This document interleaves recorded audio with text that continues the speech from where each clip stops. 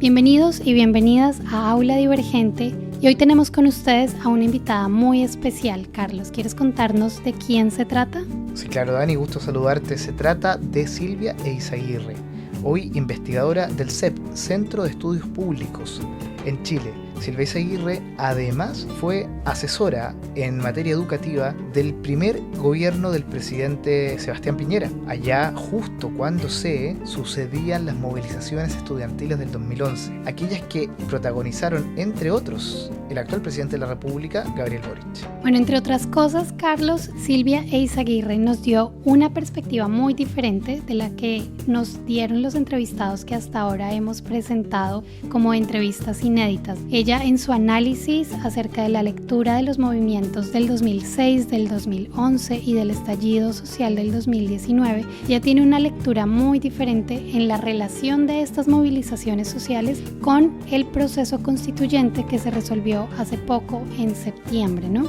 Así es, Dani, hace poco se resolvió el proceso constituyente con el plebiscito de salida donde la ciudadanía, decidió rechazar el texto propuesto por la Convención Constitucional. Silvia Eizaguirre se mostró, de hecho, en la entrevista algo reticente a la propuesta constitucional que emergió desde la Convención, criticando el contenido del derecho a la educación. Vamos a escuchar entonces en esta entrevista cuál es su planteamiento sobre la propuesta constitucional y cuáles son las principales reformas que se tienen que llevar adelante en Chile, más allá de la urgencia por el cambio de la constitución política.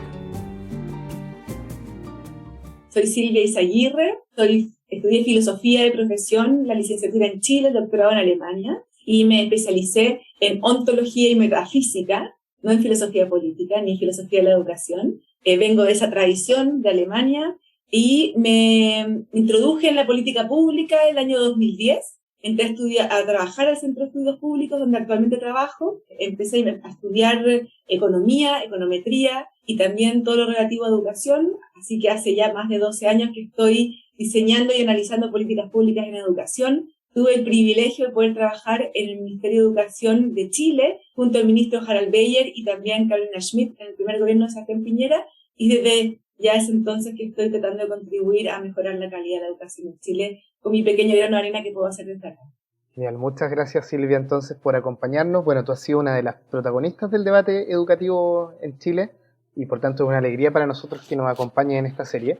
Para situarnos, sabemos que en el 2006 se produce un movimiento importante en Chile, esta revolución estudiantil denominada Revolución Pingüina, donde surgen varias demandas. ¿Tú crees que esas demandas han sido satisfechas por los gobiernos sucesivos desde el 2006 hasta ahora?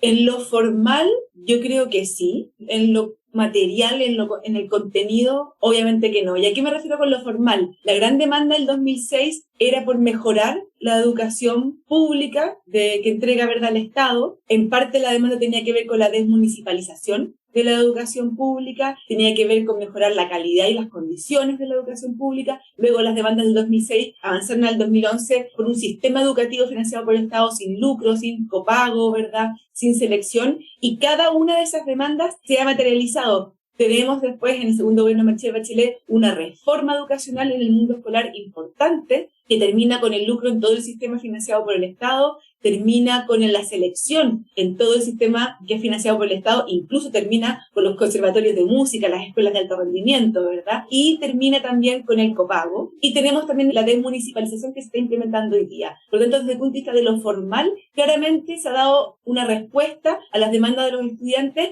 pero ¿dónde hemos fallado? Hemos fallado en mejorar la calidad de la educación de esos estudiantes. Y especialmente dramático lo vivimos durante la pandemia, donde podíamos observar que las escuelas del Estado, ya sean municipales o servicios locales, permanecieron cerradas muchísimo más tiempo que las de los particulares subvencionados o incluso del particular pagado. Hay escuelas que estuvieron más de 2 años cerradas, ¿verdad?, sin poder los niños tener acceso a la escuela presencial, mientras que en todo el mundo se aconsejaba abrir las escuelas en la medida que fuera posible, y aquí los niños de colegios particulares pagados estuvieron sin clases presenciales solo 6 meses. Entonces, nuevamente tú ves que en lo concreto de la educación estatal todavía sigue habiendo una enorme diferencia con lo que hace el sector privado, y es una demanda que sigue vigente y que no se resuelve con política pública, sino que con gestión. Silvia, ¿y podrías ahondar un poquito en eso que nos mencionas sobre la desmunicipalización? Sí, a ver, las escuelas estatales en Chile antes del año 80 eran del Estado central, ¿ya? Y el Estado central administraba todas las escuelas del país. Hubo una tendencia a nivel mundial de alojar la administración y la gestión de las escuelas en los municipios. En el año 80, durante la dictadura, se municipalizó la educación del Estado, pasando del nivel central a los municipios, y se entregaron las escuelas a los municipios. Y eso se hizo en dictadura y tiene el pecado de origen de haber sido hecho sin la legitimidad popular, pero fue un fenómeno que ocurrió en muchos otros países del mundo en democracia, porque tiene ciertas ventajas la descentralización de la gobernanza. Bueno, una de las demandas importantes de los estudiantes era precisamente desmunicipalizar, quitarle las escuelas a los municipios. Y eso por varias razones. Primero, se decía que había municipios que tenían mucho más recursos que otros y por lo tanto la calidad de la educación que entregaban estos municipios era distinta. La verdad es que más del 90% del financiamiento de la educación de los municipios viene del nivel central. Por lo tanto, aun cuando un municipio tenga mucho dinero, la diferencia que puede hacer no es tanta. Por supuesto que puede haber una diferencia, pero no es tanto porque, a diferencia de los otros países, que son los municipios los que financian su educación, en Chile la financia principalmente el nivel central. Pero lo que sí es verdad, y una parte del problema, es que al estar alojada la educación en el nivel municipal, se utilizaba, primero, lo que le importaba a la educación al alcalde era en función de su interés propio. Es decir, se veía al alcalde que le motivaba la educación, le interesaba invertir en educación y hacer las cosas bien. Pero si realmente al alcalde le interesaba mucho más la luminaria o el tema seguridad, podía dejar botada la educación sin tener repercusiones políticas, porque al final el alcalde se lo juzga por mucho más que por la gestión de la educación. Y además, educación, como tenía financiamiento del nivel central y cada vez más alto financiamiento, era un excelente botín para pagar favores políticos. Por lo tanto, cuando tú hacías campaña y después tenías que darle pega a las personas, ¿dónde los ponías? Los ponías o en el departamento educacional del municipio o los empezabas a meter al interior de los establecimientos. Y eso es parte, no es el único factor problemático de la educación del Estado, pero es uno de los factores que yo creo que motivó a los estudiantes a que volviera al nivel central. Y otra motivación del sindicato de profesores, por supuesto, es que al ser parte del nivel central, están como sindicatos unidos. Ya tienes un solo sostenedor, que es el Estado. Mientras que si dependes del municipio, estás dividido en 365 municipios que son los que tiene Chile. Por lo tanto, debilitas la fuerza sindical de los trabajadores o de los profesores que trabajan en estas escuelas. Perfecto, Silvia, gracias. Entonces tú nos cuentas acerca de la desmunicipalización como una demanda del movimiento estudiantil del 2006 y nos dices que no del todo han sido satisfechas esas demandas. Te pregunto, ¿en qué se parecen, crees tú, el movimiento estudiantil del 2006 y el del 2011? Y cómo las demandas del 2011 afectan la agenda del gobierno en ejercicio, que me parece te correspondió integrar, ¿no? A ver, yo el 2006 no vivía en Chile, estaba en Alemania, así que vi esto por la televisión, por lo que me llegaba leyendo en los diarios. Pero cuando tú ves las demandas, ¿cómo surgen las demandas del 2006? Especialmente eran estudiantes de colegios emblemáticos que estaban reclamando por el deterioro de la infraestructura de la educación pública. Y sus demandas eran súper concretas. Primero tenía que ver con el pasaje, si no me equivoco, de la micro, ¿verdad? Y el costo para los escolares para trasladarse. Segundo, con la falta de infraestructura en los colegios municipales, especialmente en los colegios emblemáticos. Mostraban los baños, las salas de clases, ¿verdad? Y las condiciones precarias que tenían en términos de infraestructura. Y por lo tanto, eran demandas muy sentidas de la población escolar respecto de la realidad propia que les tocaba a ellos vivir, ¿ya? En algunos casos de extensión de jornada, por ejemplo, cosas por el estilo. La demanda del 2011 es mucho más política. Ya no tiene que ver con mi contexto, mi escuela y mi realidad y cómo eso afecta directamente mi vida, sino con ideas políticas o ideología política de cómo debiera ser concebido un sistema de educación, ¿ya? Y por lo tanto, el tema del lucro, por ejemplo, es un tema bien emblemático, porque tú le preguntabas a las personas, y nosotros hicimos acá en el CEP encuesta, y tú le decías a las personas, ¿a usted le parece que los colegios debieran tener lucro y recibir dinero del Estado? No, por supuesto que no, por ningún motivo, ¿ya? Bueno, ¿a usted le gusta el colegio de su hijo? Me fascina el colegio de mi hijo, lo hace extraordinario. Ese colegio tenía lucro. ¿Y por qué? Porque la gente asociaba lucro con usura, con abuso, ¿verdad? Y no con un retorno por una inversión, etc. Y de hecho, cuando después se implementó la ley de fin del lucro, y se empezaron a dar cuenta que sus colegios de sus hijos tenían lucro y que algunos estaban pensando si cerraban o no cerraban, que tenían que cambiar la figura y todo este problema, los papás, pero si yo nunca estuve hablando de mi colegio de mi hijo, si eran esos otros colegios, ¿verdad? ¿Te fijas? Entonces, es muy distinto. Yo creo que lo que pasó en 2006 tenía mucho más que ver con la realidad propia que vivían los estudiantes, que los afectaba directamente, mientras que los del 2011 es un programa político el que está en juego y son demandas entonces ya a nivel más ideológicas y políticas. Clarísimo. Entonces, tenemos que en el 2006 lo que tú nos dices es demandas concretas y en el 2011 demandas que tienen que ver con algo más ideológico y político, ¿cierto? Ahí hay una diferencia. Una diferencia enorme para el gobierno que tiene que gestionar esas demandas. Porque, ¿qué pasa? Cuando tú me dices, ¿sabes qué? Yo estoy en contra del cobro del pasaje del transporte, que me está subiéndolo, porque me sale muy caro. ¿Cómo lo hago yo para mantenerlo? Si yo tengo una herramienta súper concreta y tengo un problema real, ¿ya? Y lo puedo hacer a través de subsidios, etcétera. Tú me dices, oye, mira cómo están los baños de mi colegio. Esto es indigno. Yo no puedo ir a un colegio así. Entonces yo puedo decir, ok, tengo tantos recursos, voy a ver cómo está la infraestructura de los colegios, voy a priorizar ir a arreglar aquellos colegios que están con peor daño, etcétera, ¿verdad? Es un tema de gestión, administración, ¿ya? Y se resuelve con plata y a responsabilidad del gobierno de turno o del municipio de turno. Cuando tú tienes demandas políticas, ¿ya? Y ejerces presión a través de violencia, que son las tomas, ¿verdad? Los paros, ¿cómo se resuelven las demandas políticas? Con la democracia.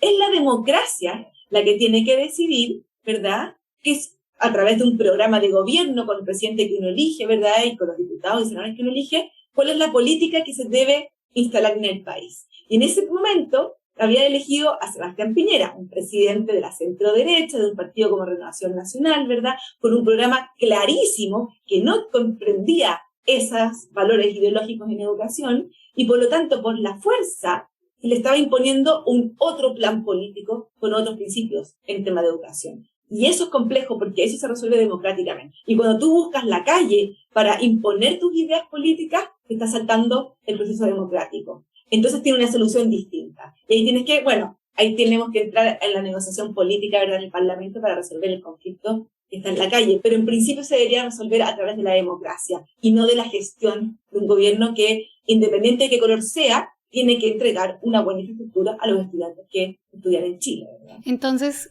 listo, independiente por ahora de esta gestión política para enfrentar estas demandas, si cogemos la demanda del 2006 y las demandas del 2011, hay analistas que dicen o que ven estas dos demandas como que las dos tuvieron algo en común y es que estuvieron orientadas a combatir, ¿no? A enfrentar de alguna manera el modelo neoliberal que era el que venía predominando en la estructura educativa. ¿Tú cómo ves? ¿Tú qué piensas al respecto? ¿Tú crees que estas demandas sí salen a combatir este modelo? ¿Ves alguna relación entre estas demandas y el modelo neoliberal? ¿O cómo te posicionas tú frente a esto? A ver, de partida yo no creo que en Chile el sistema sea neoliberal, creo que se suele caer en esas caricaturas, ¿ya? Uh-huh. La gente que no le gusta el sistema lo califica de neoliberal, pero todo lo que no le gusta del modelo económico lo considera neoliberal. La libertad de comercio que existe en Europa también la considera neoliberal, ¿te fijas? Entonces yo no creo, es un sistema bien único como son todos los sistemas. Si tú empiezas a mirar cada sistema en el mundo, tiene muchísimas particularidades en educación, porque son sistemas que tienen mucho de histórico, de cómo surgen históricamente. Entonces tienen un arraigo histórico muy profundo y eso los hace también tan únicos y tan particulares. Son mucho más antiguos, tú ves mucho más uniformidad en los sistemas de pensiones, que son más modernos. Tú ves mucho más uniformidad en leyes laborales, que son más modernas. Pero en temas de educación, que vienen en Europa sobre todo, que vienen del siglo XVIII, siglo XIX, que son muy distintos por estas particularidades históricas. ¿Qué es lo que yo veo? Yo veo, como te digo, que el 2011 claramente hay un combate político, ¿verdad?, ideológico contra un sistema de educación que permite y está basado especialmente en la libertad de enseñanza y en la libertad de elección, ¿verdad? Y donde eso se ha comprendido de una forma muy, muy amplia, mucho más amplia que en el resto de los países del mundo. Y hay un combate frente a eso. Hay una estrategia en contra del lucro, contra la selección y contra el copago, pero en el fondo esas son, y esta es mi interpretación, esas son caminos o instrumentos que me sirven ¿Para qué? ¿Cuál es mi objetivo final?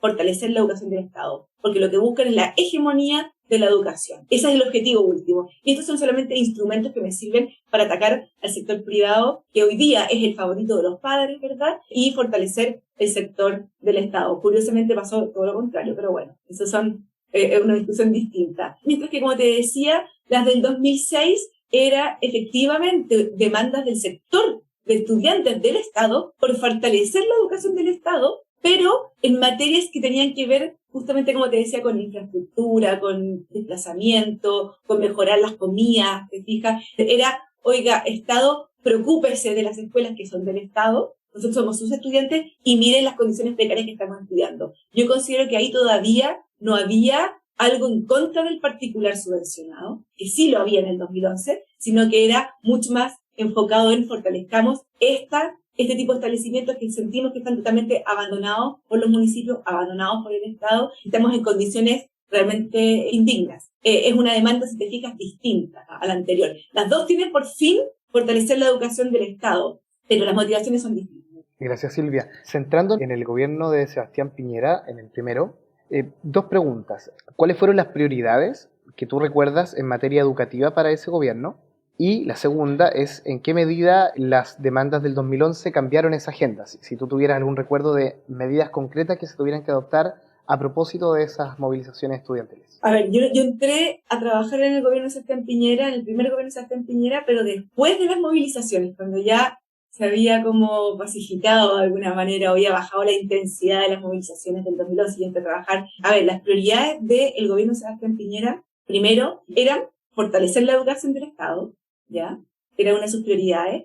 Pero ¿cómo? Apuntando a calidad y a saber cómo flexibilizando el estatuto laboral, porque existía un diagnóstico, ¿verdad?, de que la inamovilidad del profesorado en la educación del Estado o la educación municipal hacía que muchos profesores, y se observa empíricamente el nivel de licencias médicas, ¿verdad?, la baja concurrencia de los profesores, el reclamo de apoderados y estudiantes por la falta de motivación de los profesores y la falta también de demanda de recién egresados por ingresar al sector del Estado a hacer clases, tenía que ver con los incentivos que existían en este minuto del estatuto docente. Y una de las prioridades fue justamente darle mayor flexibilidad al contrato laboral. Obviamente el sindicato de profesores decía que eso era una precarización del trabajo docente, pero era entregarle más herramientas al sostenedor para poder seleccionar a los profesores en función de su desempeño académico y el perfil que ellos buscaban, darle más autonomía al director del establecimiento para gestionar y administrar su local y también permitir el despido de profesores de bajo rendimiento. Porque antes tú solamente podías ser despedido por un sumario, ¿verdad? Y los sumarios tenían que ver con conductas indebidas, pero no por tu bajo rendimiento. Tú podías ser un profesor que llegaba a la hora, se iba a la hora y no insultaba a nadie, no robaba, ¿verdad? Nada de esas cosas ilícitas. Y sin embargo, no enseñaba nada a los estudiantes, y los estudiantes no aprendían nada, y no había cómo removerte. Entonces lo que hizo fue darle la posibilidad de poder despedir al 5% de los docentes de bajo desempeño. Y se concentró en eso. El otro gran tema que abordó el gobierno de Piñera y otra gran prioridad del gobierno de Piñera fue fortalecer la educación parvularia. Había todo un tema de cómo podemos fortalecer la educación parvularia, que tenemos tasas de participación muy bajas, muchísimo más bajas que la OCDE, incluso más bajas que la de educación superior. Y sabíamos que si queremos, y una de las grandes demandas también que se vio en el 2006, era por mayor justicia en el acceso a la educación, por mayor equidad educativa. ¿Y cómo vamos a nivelar la cancha? Partiendo desde los más pequeños. Entonces se intentó avanzar en educación parvularia. De hecho, se aprobó en el mandato del presidente Piñera la reforma constitucional que hacía el prekinder obligatorio como señal política, más que nada, a los padres para que enviaran a sus hijos a partir de prekinder, ¿verdad? Incluso se estableció también en la Constitución obligatoriedad del Estado de financiar, ¿verdad?, la educación parvularia desde medio menor, desde los 3 años en adelante, ¿verdad?, o 2 años en adelante, si no me equivoco. Y se hizo también algo que se aprobó posteriormente, un estándar para cualquier jardín infantil en Chile que tenía que cumplir para poder abrir. Tú podías abrir un jardín infantil en este país y tenías menos requisitos que abrir una panadería. Menos requisitos. Tenías que tener agua, electricidad, la municipalidad te daba el visto bueno y con eso estabas. Por supuesto no recibías financiamiento del Estado, pero con eso estabas y podía existir. Nosotros creamos una autorización y la entrega del Ministerio de Educación con requisitos mínimos para cualquier jardín infantil independiente de su financiamiento para poder existir y entonces así asegurar que los niños estén bien cuidados. Esas eran una de las prioridades. ¿Y cómo cambió? Bueno, una de las grandes demandas del 2011, además de estas demandas ideológicas, tuvo que ver con el CAE, no sé si se acuerdan, con este crédito con aval del Estado que permitió a muchísimos jóvenes ingresar a la educación superior, pero a tasas de deuda muy altas, del 5%, y justo nos tocó recibir a los estudiantes que ya estaban egresados y que muchas veces no tenían condiciones para poder pagar el crédito y estaban cargando una mochila demasiado pesada. Y eso no estaba dentro de la agenda del gobierno. Y para poder resolver el conflicto, que era uno de los temas claves y que tenía totalmente razón los estudiantes, era cómo podíamos renegociar estas deudas y cómo repensar un sistema de créditos que permita a los estudiantes que no tienen recursos para pagar su educación superior, ingresar a la educación superior, ¿verdad? Y que luego puedan retribuir en la medida de sus posibilidades al financiamiento de esa educación superior. Y eso fue algo que se hizo en el gobierno de Sebastián Piñera y que no estaba en la agenda, producto del movimiento 2011. Gracias, Silvia. Y avanzando un poquito la mirada a un periodo más reciente, al 2019, ¿tú ves alguna relación entre estos movimientos del 2006 y del 2011 con el estallido social que se vio en el 2019? Y si sí, ¿cómo ubicas tú esa relación? No, porque primero en 2006 fue un movimiento escolar, de secundarios, de establecimientos emblemáticos. El 2011 fue un movimiento especialmente universitario, con especial causa del CAE, al cual se fueron sumando, ¿verdad?, los estudiantes secundarios de los establecimientos emblemáticos, y fue creándose como una bola de nieve, pero todavía estaba muy circunscrito a todo lo que tenía que ver con educación, lo que lo hace políticamente mucho más manejable. El 2019, el estallido social, tú no puedes ver cuál es la causa, la monocausa del estallido. Es multifactorial y por eso personas de diversas edades, de distintos niveles socioeconómicos, o sea, cuando tocaban cacerola en la dehesa y en la Pintana, ¿ya? Y es muy probable que los problemas de la dehesa son muy distintos a los de la Pintana y se sentían, sin embargo, interpelados, ambos. Y por lo tanto, yo te diría que es primero de una magnitud radicalmente distinta, de una cobertura radicalmente distinta, de una transversalidad radicalmente distinta. Y eso me hace pensar que los factores, las causas, son múltiples, en distintas dimensiones. Y si tú me tuvieras que decir si tuvieras que elegir bueno, la causa que más se visibilizó y que más movilizó fue el tema de los adultos mayores y las pensiones, a diferencia de los años anteriores, que fue el tema de educación. Y si tú te fijas, desde aquel entonces, de 2019, e incluso antes del 2019, ya te diría que el 2018, todo el 2018, la discusión estuvo enfocada en el tema de pensiones, porque sabíamos que el CAE, con las reformas que se le hicieron, ya se había alivianado muchísimo el problema del CAE a los estudiantes. Todavía queda algo por hacer, pero ya se había resuelto bastante. Mientras que en el tema de pensiones tenemos un problema real como país. Y eso yo te diría que fue como el factor más visible y más movilizador, pero no quita que hayan habido múltiples otros factores también que estuvieran incidiendo. En el norte, por ejemplo, inmigración. El tema de que la vida se hace cada vez más cara, la falta de expectativas ante el desarrollo económico y social del país, el tema de la salud y cómo el Estado no responde a las necesidades de las personas, etcétera, ¿ya? Pero creo que si hubiese un factor que tuviera que yo decir, ya le pondré un poco más, diría que es pensiones, a diferencia de los otros movimientos que eran claramente concentrados en educación. Silvia, entonces, entre los movimientos del 2006, 2011 y 2019 no habría una conexión tan clara. El del 2019 no sería una continuación, por así decirlo, de los dos anteriores. Y pensando en el del 2019, un par de preguntas. La primera, hay quienes interpretaron, y eso es lo que está ocurriendo hoy día en Chile, que la salida al estallido social del 2019 era un proceso constituyente. No sé si compartes eso, que era la interpretación o la salida posible.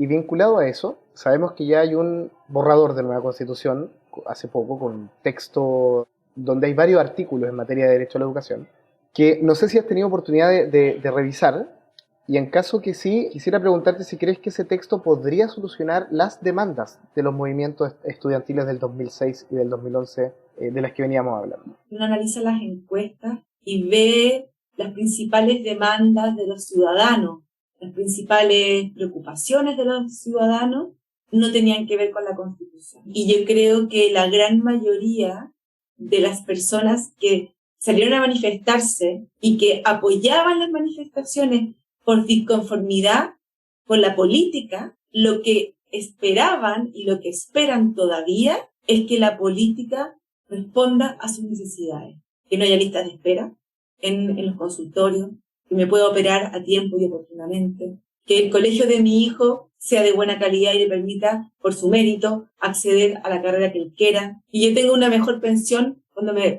jubile después de haber trabajado 40 años y no tenga que trabajar en la informalidad o con lagunas previsionales, ¿verdad? Que pueda tener acceso a la vivienda, que pueda vivir segura, sin miedo a que me asalten, ¿verdad? Eso es lo que la gente quiere, pienso yo. Y eso no se resuelve con una nueva constitución, se resuelve con acuerdos políticos, con leyes y con plata, con inversión, ¿ya? Y con gestión. Te diría que con esas tres cosas. Pero no hubo acuerdo político para poder acordar un paquete de medidas que vaya en respuesta a los ciudadanos. No hubo acuerdo político para eso.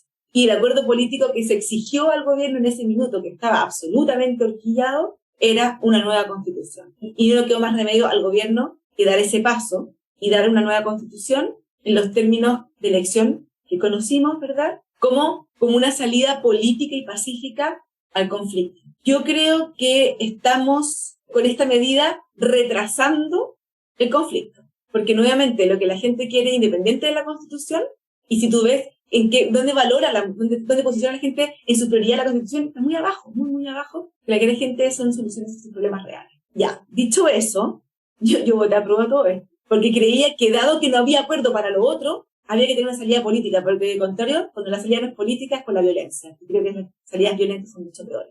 De lo que está pasando con la Constitución, todavía faltan las normas de transición, falta la armonización que puede cambiar algo, ¿verdad? Tengo entendido que ya hay una propuesta de prólogo, que no lo he leído, porque me comentaron recién el día que estaba circulando, pero lo que sí he leído es cómo quedó redactado lo que tiene que ver con el derecho de la educación. Y yo creo que efectivamente responde a una demanda minoritaria de grupos violentos, se han hecho muy visibles, ¿verdad? En el 2011 especialmente, pero también años posteriores, muy de izquierda, no de centro izquierda, y que no representan el sentir mayoritario de los chilenos. Yo creo que sí, eso sí quedó. Y me di el trabajo de revisar más de 88 constituciones a nivel mundial con el Constitution Project de Ginsburg, y creo que en materia de educación no encontré ninguna constitución en el mundo que prohíba el lucro en todo el sistema del Estado, independiente de su financiamiento, ¿verdad? No encontré ninguna. Ni Venezuela, por supuesto, ni Ecuador, ni Bolivia, que solamente lo restringen al sector financiado por el Estado. De hecho, en la gran mayoría del mundo, las cunas, por ejemplo, ¿ya? Que son un servicio que se creó muy posteriormente, en la gran parte del mundo está en manos del sector privado y con fines de lucro. Bueno, en Chile se prohíbe esta nueva constitución.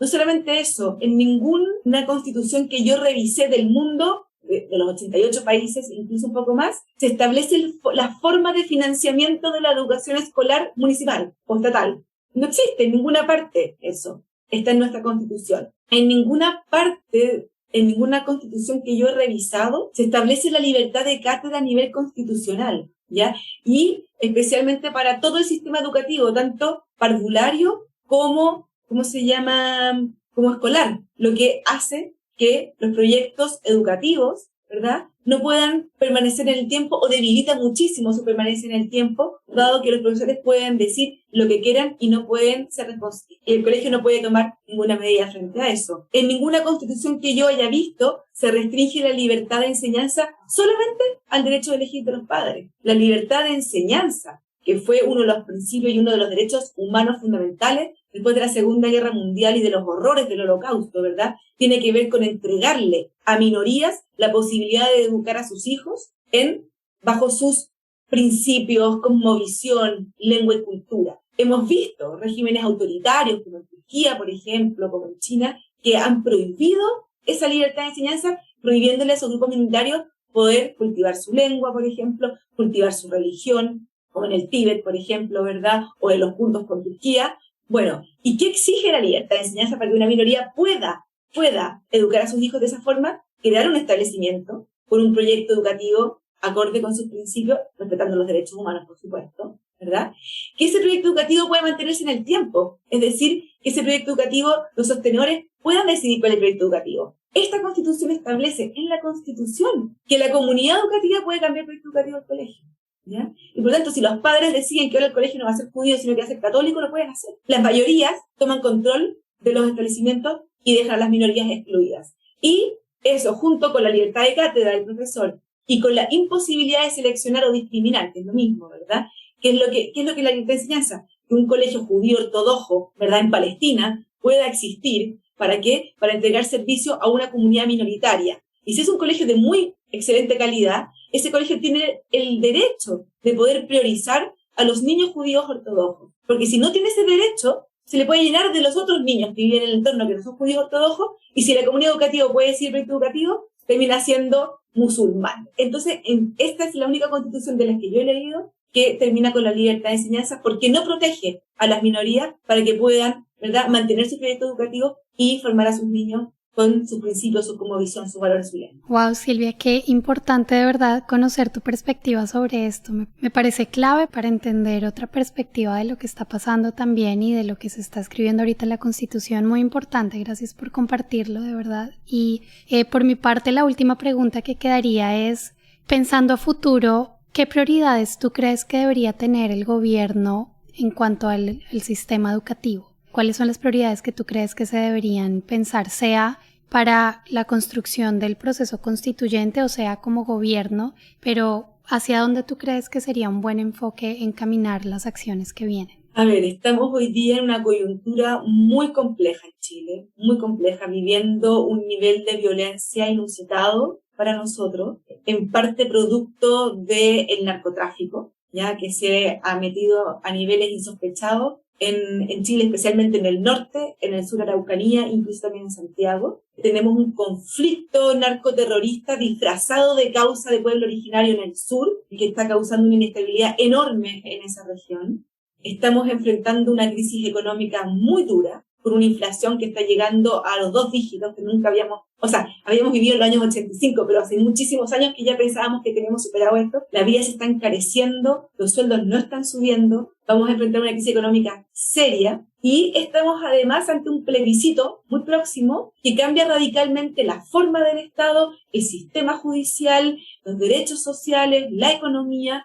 Entonces, yo creo que de verdad no hay espacio para este gobierno ahora para atender demandas de gestión en materia de educación. Creo que no va a poder ser el foco, no va a poder ser el foco. Yo creo que lo primero que va a tener que hacer el gobierno es tratar de ver cómo mejoramos la economía para que la gente no sufra, ¿verdad? Cómo enfrentamos la violencia que está desatada y cómo se implementa la nueva Constitución o, si es que gana el rechazo, cómo se abre un nuevo proceso para reformar la Constitución hoy día actual, ¿verdad? Y con respecto a lo que tiene que ver con salud, educación, bueno, cómo gestionamos lo mejor posible. Pero creo que no hay espacio hoy día para pensar en cambios a la mejora, sino más bien cómo gestionar lo más eficientemente posible lo que ya tenemos hoy día. Especialmente frente a un escenario de incertidumbre que te trae si se aprueba o no se aprueba, porque si se aprueba hay que cambiar todo.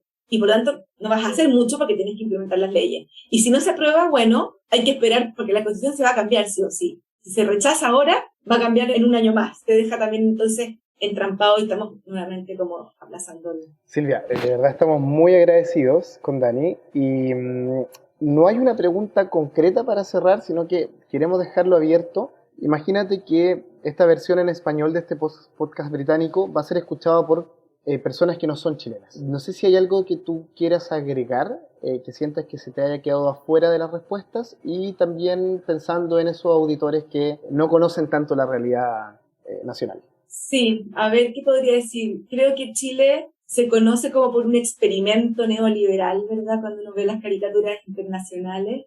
Y sin embargo, cuando uno mira los datos y ve el estudio de Heckman y ve los resultados de la OCDE, uno observa que Chile es como de esos casos outliers del mundo que han tenido un desarrollo económico y social impresionante en 30 años, que es muy difícil que se dé, donde tienes un desarrollo social que disminuye el nivel de pobreza de 50% a un 8%, donde tienes además que se disminuyen las diferencias entre los más ricos y los más pobres, y donde además esto va acompañado de un tremendo aumento de la población a la educación superior, con coberturas mayores incluso a países europeos, y siendo uno de los pocos países que hasta el 2010 avanzó en educación y fue uno de los que más avanzó en la calidad de su educación, ¿ya? Por un aumento enorme también en cobertura. Entonces es un país que ha hecho enormes progresos hasta el 2010 y sin embargo, como partimos de muy abajo, todavía nos queda muchísimo por avanzar para entregar mayor equidad, mayor justicia, y creo que ante ese enorme desafío que es cómo seguimos avanzando,